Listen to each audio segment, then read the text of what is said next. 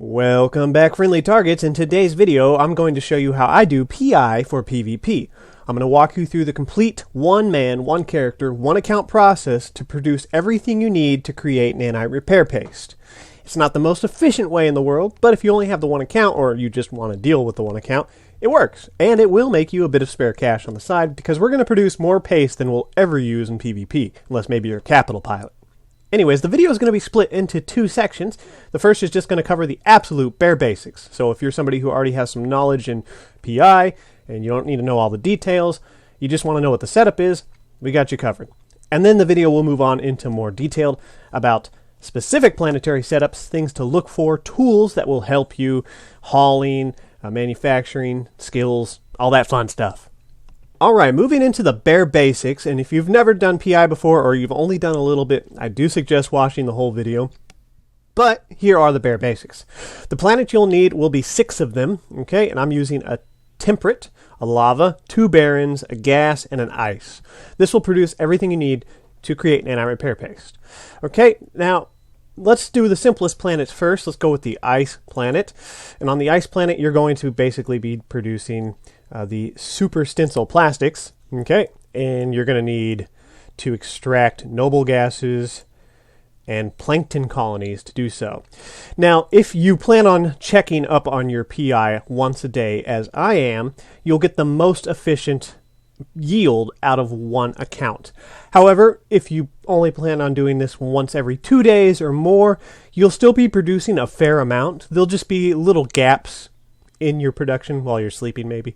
But anyways, I'm using 2 of the basic processing plants and 2 of the more advanced facilities to get my final production, which will produce what are we getting, 5 units every hour out of 1, so 10 units per hour per planet. And this is going to be the same on all of the planets except for nanites. We'll get into that. Okay, so next we'll move on to the gas planet. The setup is identical. I might have these located in different locations, but I'm just trying to get them as close as possible to the resources on each planet. Now, for the gas planet, our final product is going to be oxidites. And to get that, we're going to be extracting oxygen and I think, reactive gas. Okay, and then 2 basics for each, and then 2 advanced facilities for the oxidites. Okay, moving on to, we're going to skip over this one because this is our final planet. So let's go to a barren planet. And this is the last of our simple planets. Okay, on the barren planet, we're producing biocells. Yep, okay. Once again, 2 advanced and 4 basics, 2 per each. Now, to get biocells, we need to extract noble metals and carbon compounds. Moving on to our 2 more slightly complicated planets, the temperate and the lava planets. The setup is identical, so this is good for consistency. You won't have any bottlenecks or overflow because of these 2 planets. But unfortunately, the products we're producing on these planets, only 1 item is coming from each planet for that particular product. On the temperate planet, I have chosen to produce the semiconductors, but there's only 1 product I get from this planet to do that, and I believe it's aqueous liquids for water. Okay, so from one of these extractors, we're getting aqueous liquids, which makes water in the basic facilities. We combine that with plasmoids from the lava planet to produce the superconductors. All this really means at the end of the day is you're going to have to bounce between the temperate planet and the lava planet 1 extra time. Okay, during the initial setup of your planets, it's kind of a headache because your first run of production, you're waiting on these 2 planets to produce the item. But for the basics, here we go. We're extracting aqueous liquids from the temperate and autotropes. We're turning those into industrial fibers and water. On the temperate planet, I've chosen to produce superconductors, but you could also choose to produce the microfiber shielding. It doesn't matter what planet you create these on, it's just you're getting 1 item from each planet. Okay, so we're creating superconductors on the temperate planet. Alright, on the lava planet, we are extracting magma to produce silicone.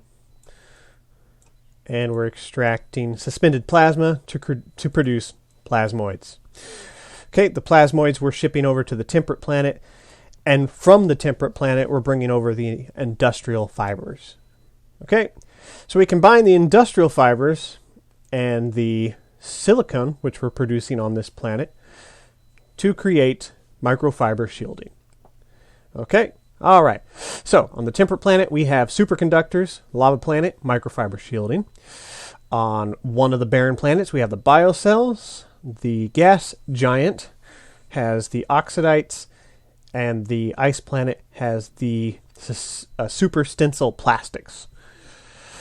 Okay, we bring all of these items to our last barren planet. Now keep in mind, although I am resetting my extractors each day, that doesn't mean I'm shipping all this stuff around each day. You can ship it around whenever you want. You'll just build up a buffer. So if you wait, say, 4 days, okay, to ship all these items that you've been producing, it means that you'll have 4 days worth of production 4 days later. All right. Over here on the barren planet, we need to produce one more item, which is the nanites. Luckily, nanites are super easy to produce, and they're also incredibly cheap if you just want to skip this whole process, because you can buy them off the market. But we're not doing that because we like self-sufficiency. So we're using a bit of power grid to extract the materials we need for nanites, which would be base metals going into 2 basic facilities, and microorganisms going again into 2 basic facilities. And these are going to combine in our 2 advanced facilities into nanites. Okay. All right. Now, usually nanites is where you have an overflow, but I think in our specific setup, if we have a bottleneck, it is the nanites, but only by a few. The materials we're bringing over from the other planets, the biocells, oxidites, and superconductors are going to go into an advanced facility to produce gel matrix biopaste. And the super stencil plastics with the microfiber shielding is going to go into another advanced facility to produce data chips. Combining the data chips, gel matrix compound, and the nanites will produce nanite repair paste. This is the end of the basic part of the video. Now we're going to move on to the more advanced details. So let's talk about cost of initial setup. I won't be covering every single thing in this video, like, buying a hauler and fitting it. But for setting up all 6 of the planets, for buying our blueprint, you're looking at a little over 100 million ISK. But this is just a one-time fee, and it will pay for itself before the month is over. It'll pay for itself in probably about a week, assuming you stay on top of it for the first week. After that, everything is profit. So now we're going to talk about ISK per day and ISK per month. I'm sure that as a single-man production of PI products, nanite repair paste is probably not the most efficient if your only goal is ISK per day. But that's not our goal. ISK per day is just a bonus. Self-sufficiency is top tier. Okay, so let's crunch some numbers here. Now, on each one of these facilities for the gel matrix and the data chips, of which we have 1 of each, we're producing 3 units per hour. 1 run of nanite repair paste requires 1 gel matrix, 1 data chip, 4 nanites. So let's crunch the numbers. Data chips 3 per hour and gel matrix 3 per hour. 24 hours in a day, so we'll do 24 times 3. That's going to give us 72 units of gel and data per day. So we produce 10 units of nanite repair paste for every 1 run, so 72 times 10 equals 720 nanite repair paste. We'll look at the market for nanite repair paste. Okay, the market here in RINs is it's a bit on a downslope. Basically, PI prices have tanked for over the course of a year. However, with the current industrial changes about to hit, I suspect nanite repair paste is going to start to slowly climb, simply because everything battleship and bigger is now going to require PI, and a lot of characters who are producing nanite repair paste may decide to switch their production over to something more profitable, which means there'll be less supply, I don't know if there'll be more demand, but there'll be less supply. Okay, but at the current prices, 720 units is 14.3 million. So for taxes, we'll round this down to 14 million per day. And remember, that is at the absolute lowest on a downslope. So 14 million ISK a day for this semi-passive activity. It's never truly passive. But what's 14 times 30? Well, let's see. That's going to be 420 million ISK a month. And that's on the low side. So that's pretty good. I would say that's pretty good. Now, that's minus whatever you decide to use, but if you planned on selling all of your excess, which there will be a lot of, you can expect around 300 to 400 million ISK a month. Okay? All right. But, however, there is one small bottleneck in our production chain, and that's at the nanites. It's not much, but it's there. So, for 72 runs of nanite repair paste, we need 4 units of nanite for each run. So, let's see, 72 runs times 4 equals 288. So to keep up with our gel matrix and our data chips, we need to produce 288 nanites per day. How many are we producing? I have 2 facilities pumping out that have not run out yet, so it looks like our buffer is good, and it's a stable production. So 2 advanced facilities producing 5 units per hour each. Okay, so the time is the same as these ones, so it's per hour. So that's going to be 10 units per hour. So 10 times 24 equals 240.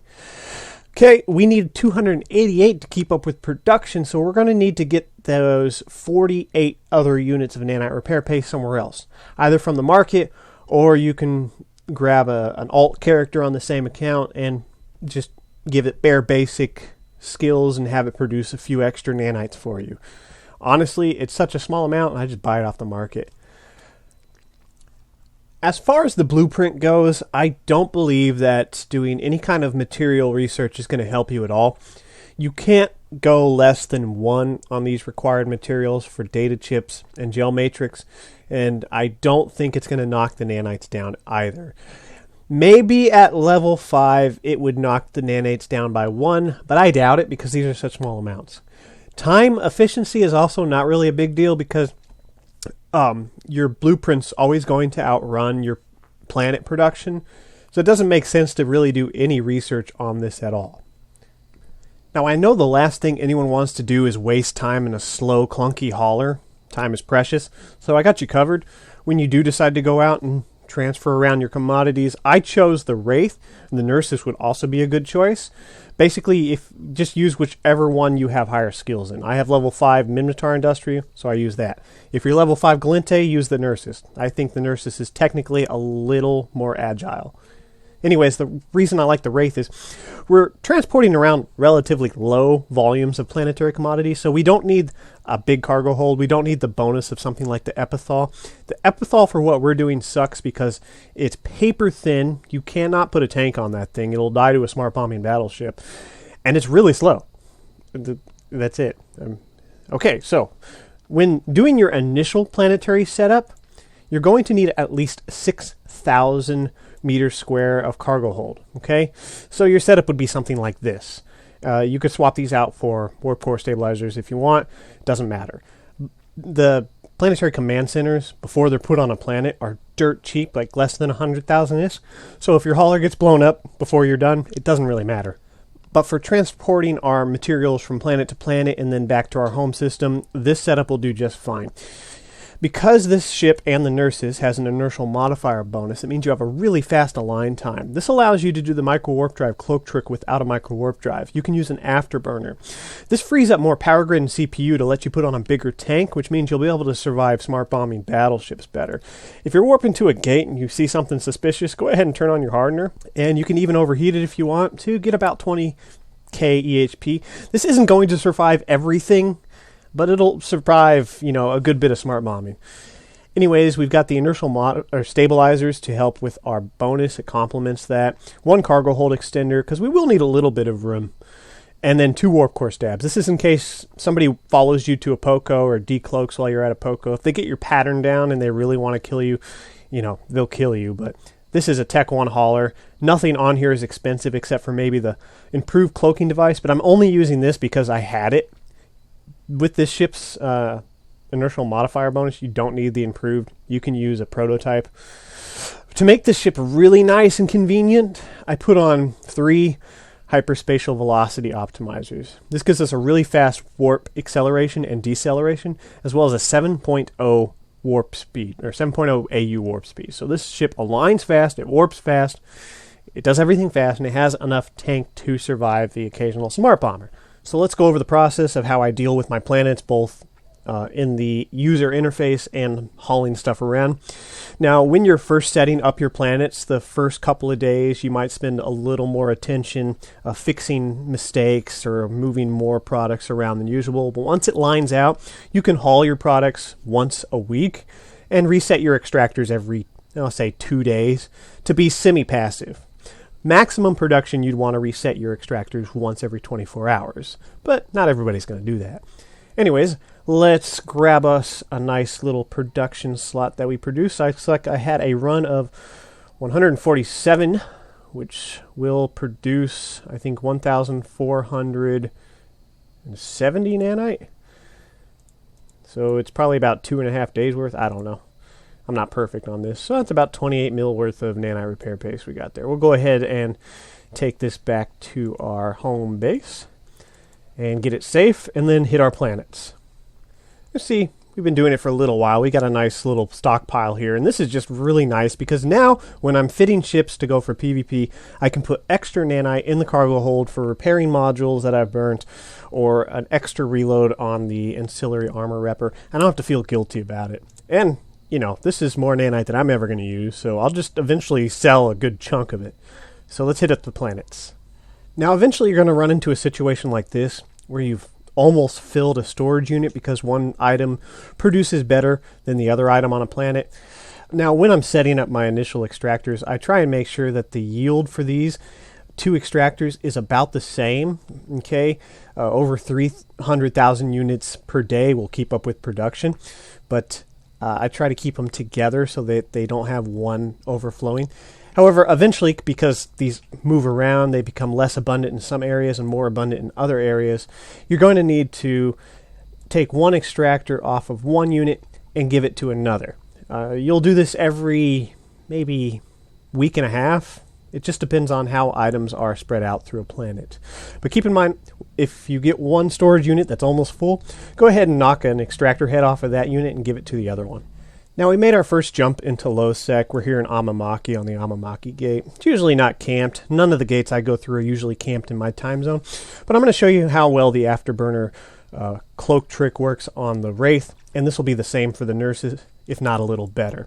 So our next gate's going to be Secede. So we're going to align to Secede, wait about a second, and then cloak and hit the afterburner. Looks like we had a little bit of a delay there on the server, and that's something you got to watch out for. If you hit your cloak and micro warp drive too fast after you align, it won't activate. And then we're going to spam jump as we decloak at about 90% on the afterburner, and it'll pretty much warp instantaneous. At that warp speed, or that align time, there's absolutely nothing in the game that I know of that can catch you. We'll try it one more time at the next gate because we kind of had a lag spike in this system. So that doesn't usually happen, but it is something to prepare for. So we'll show you on this next gate. And as you can see how fast we warped from Osager. That was a 15.4 AU warp, and we were through the system just like that. It's a very fast hauler. All right, our next jump is going to be a Zer. So align. Wait a second, cloak afterburner. Nothing can lock you in that second, so don't panic. Once about 90%, deactivate your cloak and spam warp, and you're insta warp. And so there's your afterburner cloak trick with the Wraith and the nurses. And just like that, we're already through the system. So the nice thing about those rigs is you don't just increase your warp speed, but your acceleration and deceleration is also increased. Because a lot of your time spent warping is in the acceleration and deceleration process.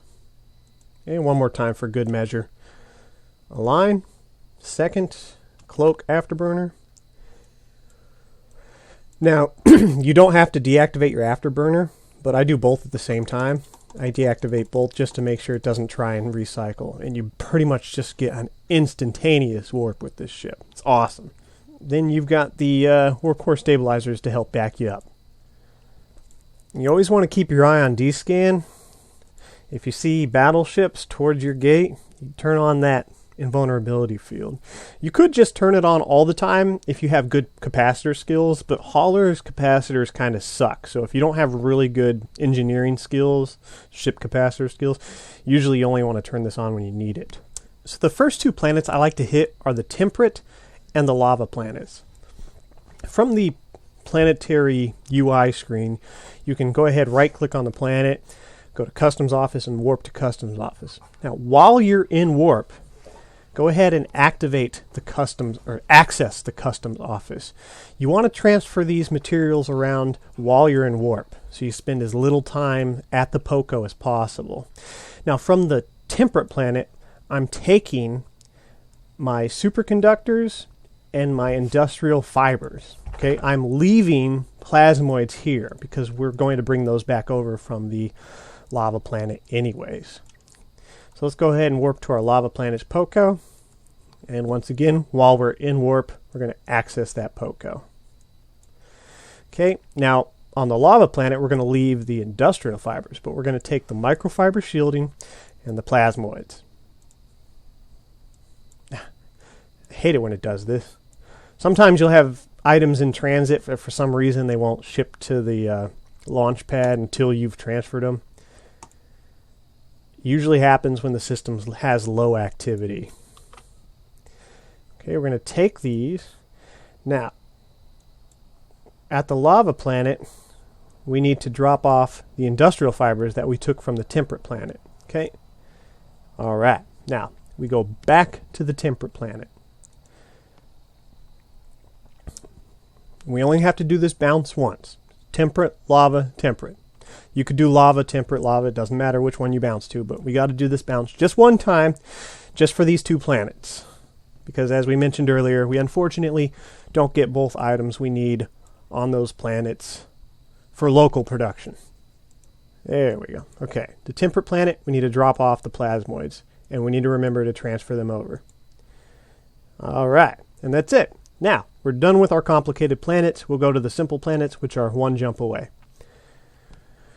If you warp to the POCOs at 0 from this menu, it will always put you in a position where you'll be able to warp away and not bounce off of the POCO. So using this menu's warp to 0 on the customs office, you don't have to worry about bumping into the POCO when you try and warp off, even if your warp trajectory is on the other side of the POCO, especially with this ship's really fast align time. So that might become an issue with slower haulers.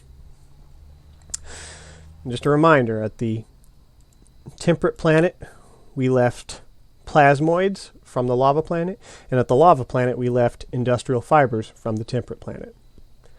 Now, there's usually never anybody in this system. There's definitely something going on, so we don't want to hang around.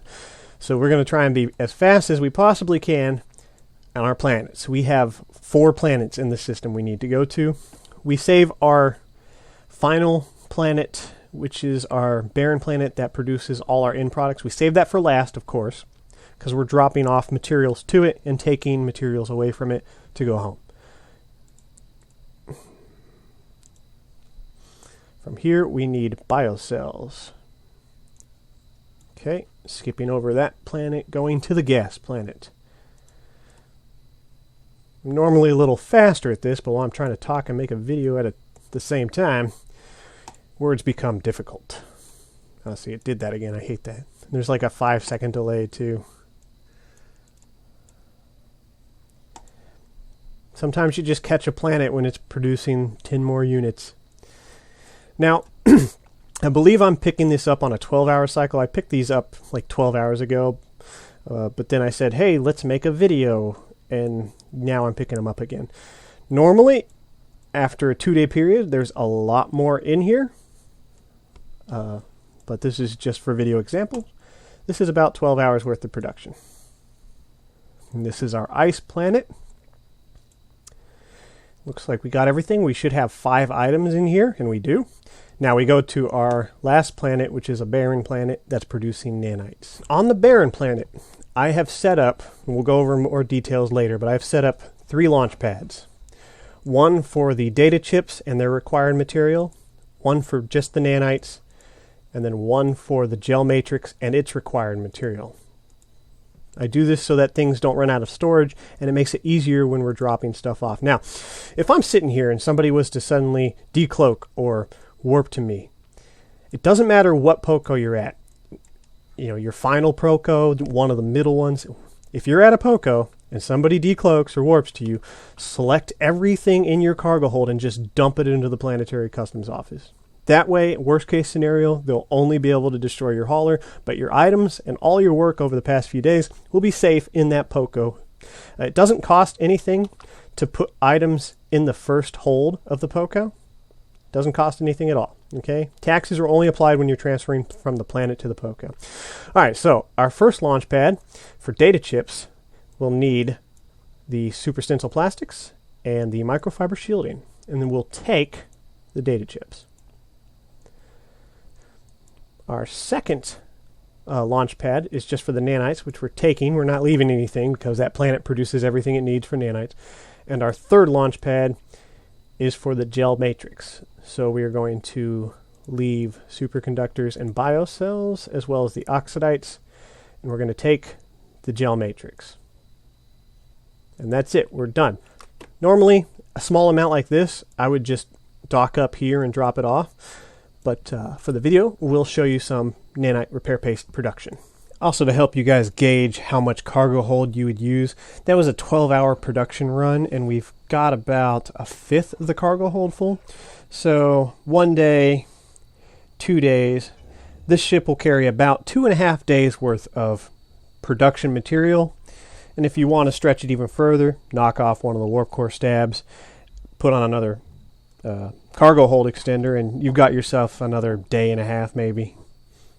Alright, so we're safely back home with our PI products. Let's go ahead and use our nanite repair paste blueprint. Now, we only have enough data and gel matrix, it's a small run, for 48 units, but I suspect our bottleneck is going to be the nanites, which of course it is.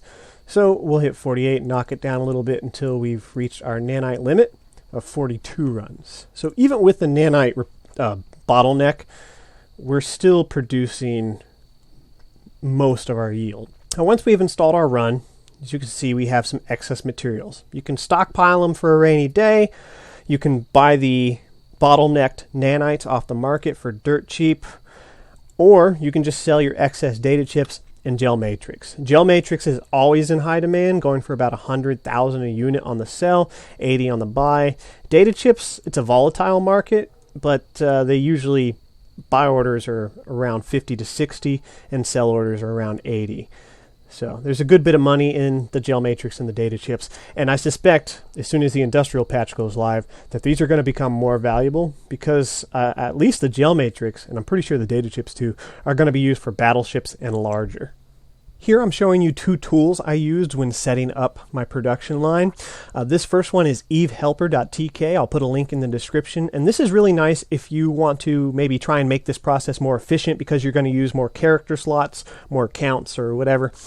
In that case, you can find out exactly what planets will be the best for producing particular items. Or if you just want to spread out into other items in the future, this is a tool that's really going to come in handy. From here, you can click on a planet to see exactly what items you can produce on one single planet, or you can remove planets. Say you have a really nice system with a couple of planets and you want to find out exactly what items you can produce in that system with the available planets. And that's where this really comes in handy. Okay, you can do things like looking at oxygen, you need noble gases, and looking at the super stencil plastics, it shows you need oxygen and biomass, and from biomass you need plankton colonies. So it's a really helpful tool. Now, if you're not really into this more advanced kind of production, this is definitely something to keep in mind, because keep in mind, guys, that with the upcoming industrial patch, all battleship and larger vessels are now going to require planetary commodities, which means this is a really good opportunity for you to start PI and make some side cash, because PI products are going to be in much higher demand than I think they've ever been in the game. So definitely dabble in some PI, see how it goes for you. second tool that's very helpful for setting up nanite repair paste production is Dotland. Most of you guys are familiar with this, but why it helps is that basically you can click on any of these systems and find out what planets are in that system as well as their security status. So for me, I had 3 requirements when setting up nanite repair paste production. My planets needed to be relatively close to home. Okay, I didn't want to go across the region to get to my planets. They needed all to be close together. I didn't want to go more than 1 jump bouncing from planet to planet. 2 and 3 jumps between PI production planets it's not practical for me. So using Dotland, I was able to get all the production planets I needed within 1 jump of each other. These 2 systems right here. And you might even find a system that's like the Goldilocks system with all 6 planets that you need, low security space, low taxes. Okay, and last but not least, my third requirement was that they were in a low security system with low traffic. And Dotland's good for that. As you can see, I chose to set up in this little cluster here that's off the path slightly. So most people who are hunting for content will travel down the main pipes, and usually they won't bother going into these little side systems unless they're really bored. So between these 2 systems, they're off the beaten path, and somebody's really got to be looking for content to dip their head in here. Okay, now the way you would find the planets you need is just click on a system, okay, and hit Celestials, and from there it'll show you exactly what planets you have in that system. So I needed 2 barons, and here we had 2 barons. I needed a lava, a temperate. What else did we get? We needed one of the gas planets, and I think an ice planet. Okay, we were able to get those in this system. It's a 0.3, so that means the planetary yield is going to be decent. And right next door, I searched all these systems to find out which one had the most amount of viable planets, and I was able to find Ontor was actually the only one. Actually, in Ontorn, I used their temperate planet because for some reason, the one in the first system had no water. It was a temperate planet with no water. It was just like a gray ball. So that happens. So here in Ontorn, I was able to find my temperate planet and my lava planet. Yeah, right there. Okay. So that's why Dotland is helpful. All right, now the final step in looking for planets after we pre-scouted them with Dotland will be to scout them in person.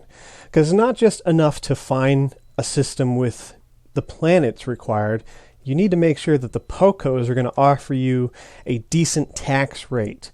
This is not really viable in high sec. Every POCO, at least I've seen around market hubs at high sec, is going to charge taxes between 15 and 25%. Now 15% is not terrible, especially if you're just doing it for self-sufficiency. But if you want any kind of money making off of this, it's definitely going to eat into your process.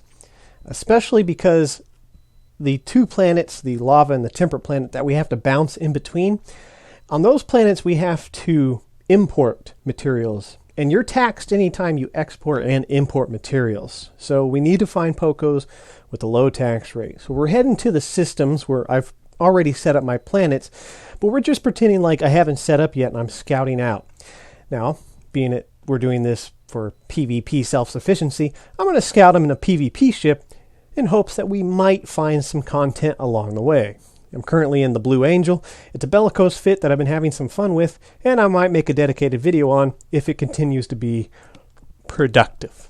Alright, now that we're in our first system, it's empty, which is good. Not for PvP, but for scouting. So what I'm going to do is I'm just going to go ahead and warp to a random safe spot.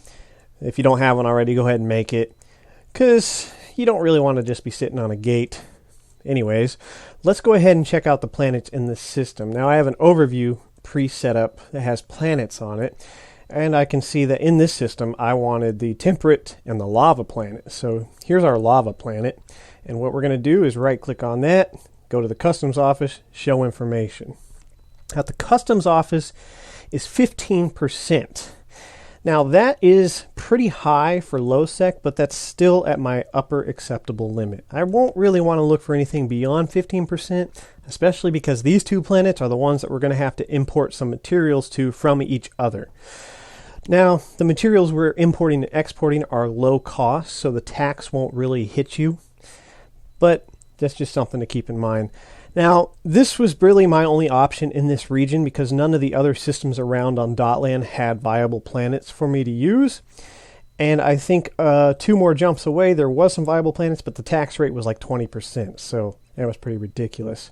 So we see that this is an acceptable high limit tax rate for me. Now, where's the temperate planet? Right there. And we will look at the POCO office, show info. It's also 15%. Now, there is one positive here. It's owned by Siege Green, Sons of Black Rise, the Siege Green Alliance. This is a powerful alliance in this area. So there's a good chance that their POCO is not going to be attacked and another corporation will swoop in and put a high tax rate POCO there. Okay, so you can rest assured if a large alliance owns the POCO that when you set up your PI, it's going to be stable for quite some time. And out here in these random systems that are not really contested, there's a good chance that they're not paying any attention to them and they're probably not going to bump up the tax rate on you. I don't know what they're going to do when the industrial patch comes in, if they think they might up the tax rate to make more money. But yeah, 15% is acceptable. Let's move on to our main system. We only needed 2 in this system. So here in our main system, I can see that it's quite active at the moment. However, because I frequent this area, I know this is not the norm. These people are usually not here. Matter of fact, this system is usually empty with only at most 2 people in it.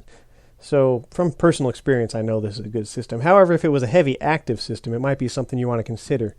Granted, with the hauler that I set up and use for this, even if it was a very active system with constant gate camps, I really wouldn't care. That thing is so slippery that it's just not worth anyone's time to come after you unless they're really bored.